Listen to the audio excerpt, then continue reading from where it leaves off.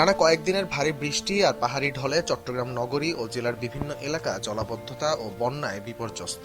নিচু এলাকায় ঘরবাড়ি, দোকানপাট ও ব্যবসা প্রতিষ্ঠান পানিতে তলিয়ে গেছে।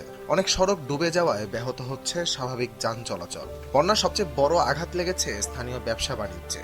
আগ্রাবাদ, বহদ্দারহাট, হালিশহর, কর্ণফুলী সহ বিভিন্ন এলাকার দোকান ও গুদামে পানি ঢুকে নষ্ট হয়েছে বিপুল পরিমাণ পণ্য।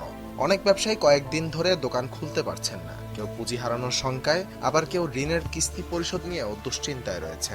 যোগাযোগ ব্যবস্থা ব্যাহত হওয়ায় চট্টগ্রামে নিত্য প্রয়োজনীয় পণ্যের সরবরাহেও দেখা দিয়েছে সংকট। পাইকারি বাজারে পর্যাপ্ত পণ্য পৌঁছাতে না পারায় সবজি, মাছ, ডিম সহ বিভিন্ন খাদ্যপণ্যের দাম বেড়ে গেছে। ব্যবসায়ীরা বলছেন, সড়ক যোগাযোগ পুরোপুরি স্বাভাবিক না হলে বাজারের দামের চাপ আরও বাড়তে পারে। বন্যার কারণে সড়ক যোগাযোগ ব্যাহত হওয়ায় চট্টগ্রামের বিভিন্ন বাজারে নিত্য প্রয়োজনীয় পণ্যের দাম বাড়তে শুরু করেছে।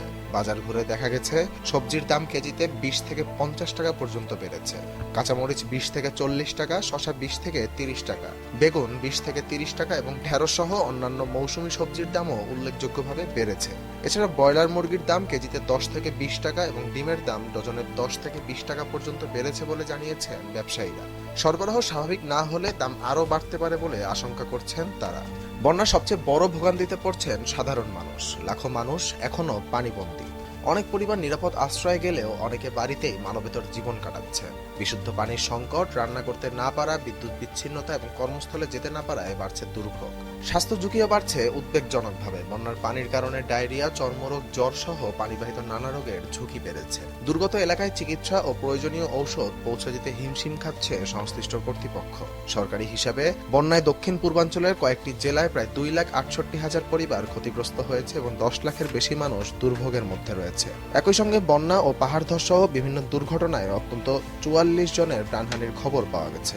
দুর্গত এলাকায় প্রশাসন, সেনাবাহিনী, নৌবাহিনী ও বিভিন্ন স্বেচ্ছাসেবী সংগঠন ত্রাণ ও উদ্ধার কার্যক্রম চালিয়ে যাচ্ছে।